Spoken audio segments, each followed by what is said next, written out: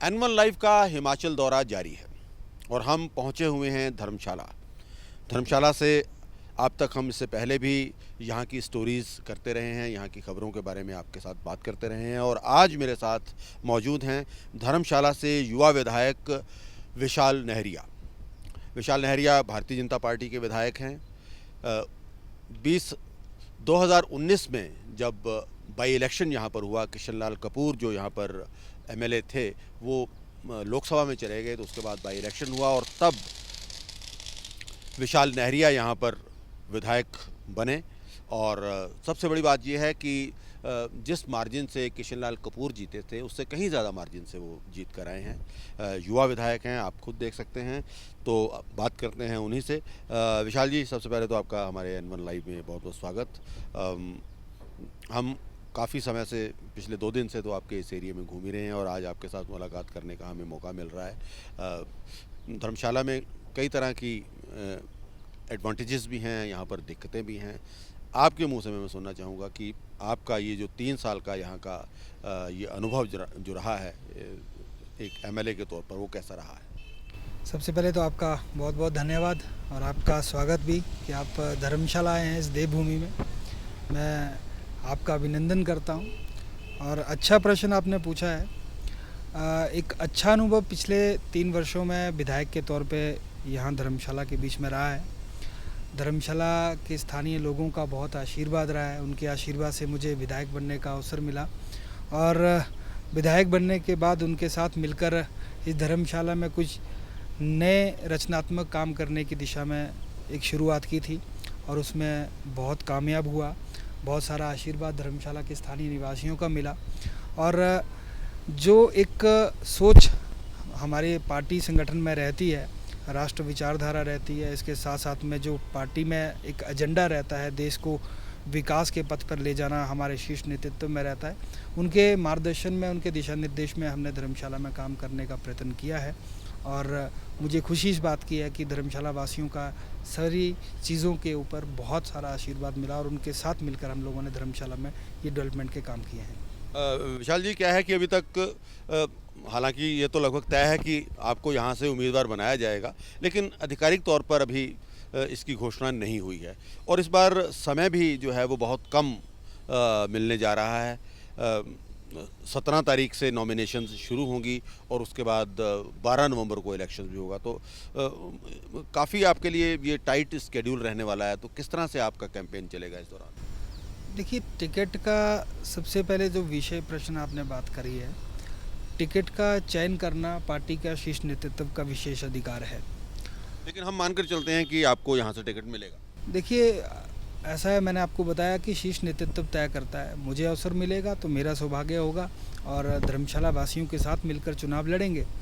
और दूसरी बात यह है कि जो आपने कहा समय बहुत कम है। देखिए, भारतीय जनता पार्टी का अपना एक संगठनात्मक एजेंडा रहता है जिसको लेकर हम लोग समय समय पर लोगों के साथ जुड़े रहते हैं और प्रतिदिन ये काम जो है हर कार्यकर्ता मिलकर करता है, जो हमारा बूथ स्तर का कार्यकर्ता है। इसके साथ साथ में जो सरकार की तरफ से जितनी योजनाएं लोगों के लिए चलाई जा रही हैं, उन योजनाओं को लेकर लोगों के बीच में जाते हैं। प्रतिदिन हमारा कनेक्शन जो है हमारा स्थानीय लोगों के साथ रहता है, हर बूथ स्तर पर रहता है, बूथ के कार्यकर्ताओं के साथ मिलकर रहता है।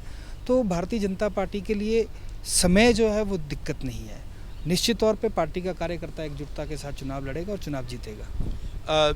विशाल जी, जब आपने ये उपचुनाव लड़ा था उस वक्त दोनों सीटों पर भारतीय जनता पार्टी को जीत हासिल हुई थी। एक आपकी सीट थी और एक सिरमौर ज़िले में शायद पछाड़ की सीट थी जहाँ से भारतीय जनता पार्टी जीती थी और आपने तो मार्जिन बेहतर किया था। कांग्रेस का प्रदर्शन काफ़ी बुरा रहा था। मुझे लगता है 3रे नंबर पर कांग्रेस यहाँ पर चली गई थी। लेकिन हुआ क्या कि जो पिछले अभी जो उपचुनाव हुए उसमें बाजी पलट गई। अभी क्या था कि जो 4 उपचुनाव हुए, चारों में कांग्रेस को जीत हासिल हुई।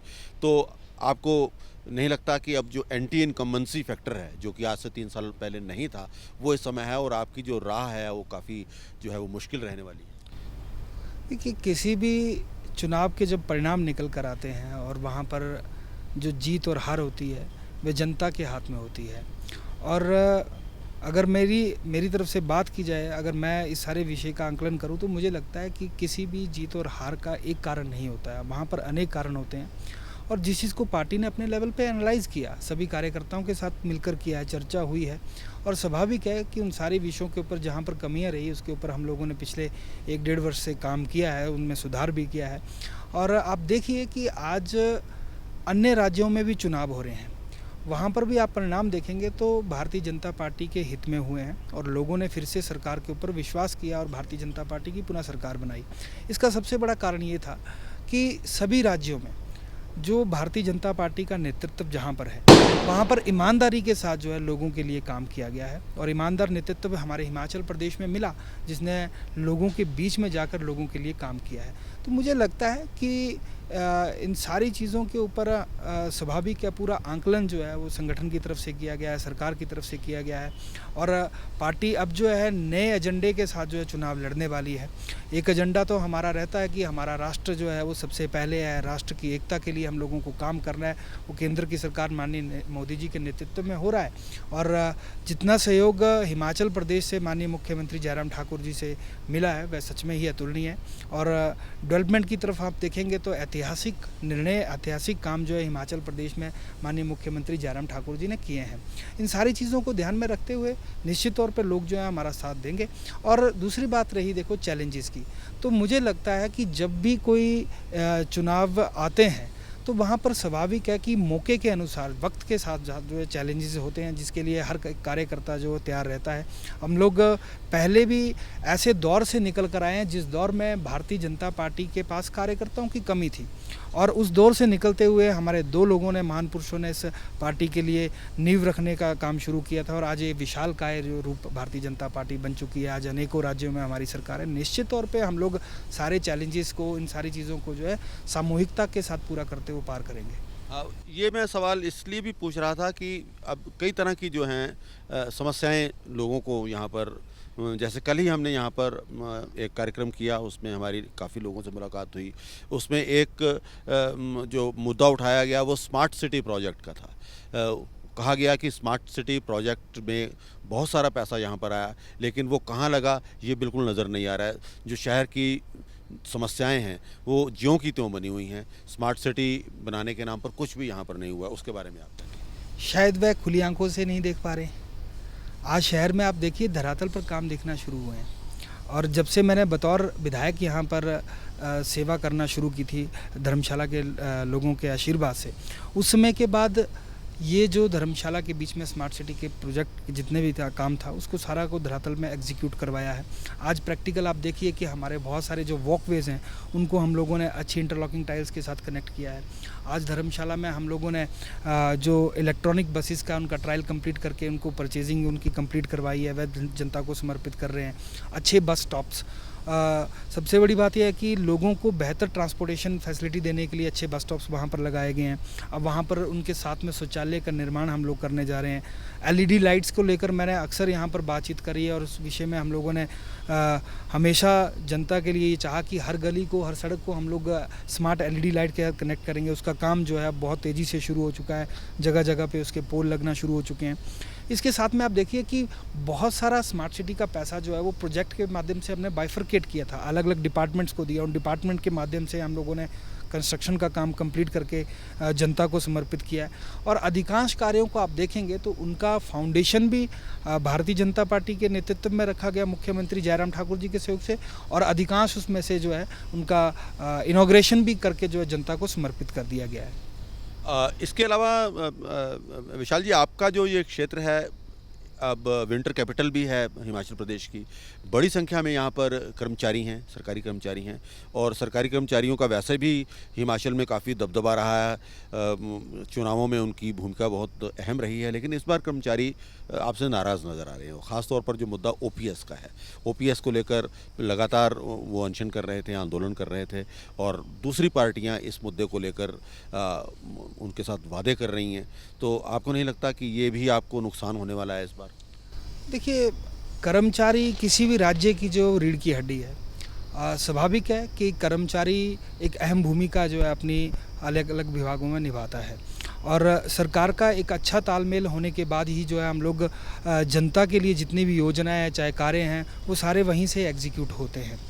तो स्वाभाविक है कि कर्मचारियों के साथ अच्छा एक तालमेल के साथ जो है सरकार करती आई है। भारतीय जनता पार्टी के नेतृत्व में भी ऐसा काम हुआ है और आप देखेंगे इतिहास के पन्नों को उठाकर देखेंगे तो जब जब अगर कर्मचारी हित के लिए कोई फैसला लिया गया है तो वह भारतीय जनता पार्टी के नेतृत्व में लिया गया है।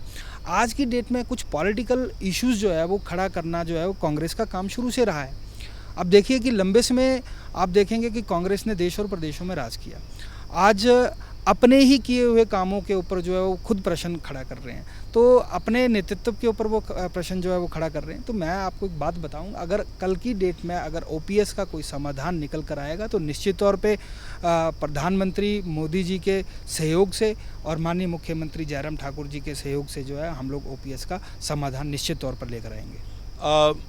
अंत में बस मैं आपसे अगर ये पूछना चाहूँ कि आपकी नज़र में इस वक्त ऐसे क्या मुद्दे हैं जिन पर आप अगर एक बार दोबारा से आपको यहाँ की जनता चुनती है तो आप तवज्जो देना चाहेंगे? आपको लगता है कि ये मुद्दे जो हैं इस कार्यकाल के दौरान आप उनको वहाँ तक नहीं पहुँचा पाए जहाँ तक उनको आप पहुँचाना चाहते थे? देखिए, जिन मुद्दों को लेकर चुनाव लड़ा था उन मुद्दों पे हम लोगों ने काम किया और उनको धरातल पर उतारा है और ये सारी चीज़ें प्रैक्टिकल दिख रही हैं और लोग भी हमारे धर्मशाला के लोग जो हैं जिनके आशीर्वाद से मैं तो कहता हूँ देवतुल्य लोग हैं, भोले भाले लोग हैं और सबसे बड़ी बात है कि इन लोगों के साथ मिलकर उन कामों को एग्जीक्यूट करवाया है। स्वाभाविक है कि अगले जो चुनाव हैं इन चुनावों में आके कुछ चुनावों में जो है हम लोग कुछ एजेंडा के साथ चुनाव लड़ने वाले हैं। अभी भी बहुत कुछ करना बाकी है, निश्चित तौर पे उसके ऊपर हम लोग काम करेंगे। चाहे शिक्षा के क्षेत्र में, पहले मैं आपको बताता हूँ जब से विधायक बना तब से लगभग 10 ऐसे स्कूल हैं धर्मशाला में और उसमें 61 ऐसे रूम्स हैं जो हम लोगों ने तैयार किए हैं जहाँ पर आज डिजिटली क्लास में जो बच्चे अपने क्लासरूम में जाके डिजिटली वहाँ पर एजुकेशन को ले रहे हैं। पर उसके साथ साथ मैं चाहता हूँ ग्रामीण स्तर के जो हमारे स्कूल हैं वहाँ पर भी ये सारी शिक्षा का डिजिटलाइजेशन हो। इसके साथ साथ में स्वास्थ्य की दिशा में हम लोगों ने बहुत अच्छा कदम जो है सरकार के सहयोग से धर्मशाला के बीच में लिया है।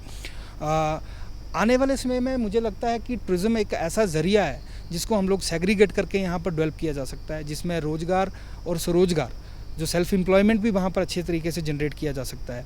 माननीय मोदी जी अभी हिमाचल प्रवास पे आए थे तो उन्होंने वहाँ पर बात की थी कि मेडिकल टूरिज़्म जो है यहाँ पर डेवलप किया जा सकता है निश्चित तौर पे, क्योंकि आप देखिए वनस्पति यहाँ पर बहुत सारी है, हर्बल टूरिज़्म हम लोग अच्छे से डेवलप कर सकते हैं। और आज इस आधुनिक समय में जहाँ पर लोग अपने शरीर के लिए समय नहीं देते तो निश्चित तौर पर हिमाचल और धर्मशाला एक अहम भूमिका जो है इस हमारा जो टूरिज़्म है इस तरह का जो हमारा चाहे मेडिकल का हो, चाहे स्पोर्ट्स का हो, चाहे मेडिटेशन के लिए स्पिरिचुअल टूरिज़्म हो, इस तरीके से हम लोग इसको सेग्रीगेट करके अच्छे से डेवलप कर सकते हैं। और यही इस विज़न के साथ हम आगे बढ़ेंगे ताकि जो आज रोज़गार की एक बातचीत आती है जहां पर अनएम्प्लॉयमेंट सारी चीज़ को फेस करता है, उसको एक रोज़गार का और साथ साथ में स्वरोजगार का प्लेटफॉर्म हम लोग दे सकें। इस दिशा में हम लोग आगे बढ़ेंगे। हमारा ये धर्मशाला विश्व विख्यात हो, विश्व भर से लोग यहाँ पर घूमने आए, यहाँ के लिए रुकने आए, यहाँ का सुंदरता को निहारें, इस सारी दिशा में हम लोग काम करेंगे। जी, बहुत बहुत आपका धन्यवाद। तो ये थे विशाल नहरिया जो कि धर्मशाला से विधायक हैं और उनके साथ आपने बातचीत सुनी, उनका जो विज़न है इस क्षेत्र को लेकर वो सुना। हालांकि अभी तक आधिकारिक तौर पर यहाँ से कैंडिडेट कौन होगा भारतीय जनता पार्टी का ये अभी डिसाइड नहीं हुआ है, लेकिन हम ये मानकर चलते हैं कि एक बार फिर से भारतीय जनता पार्टी विशाल नहरिया में ही विश्वास व्यक्त करेगी और वो इस विधानसभा क्षेत्र से चुनाव लड़ेंगे और जो उनका विज़न रहा है उसको वो पूरा करने की कोशिश करेंगे।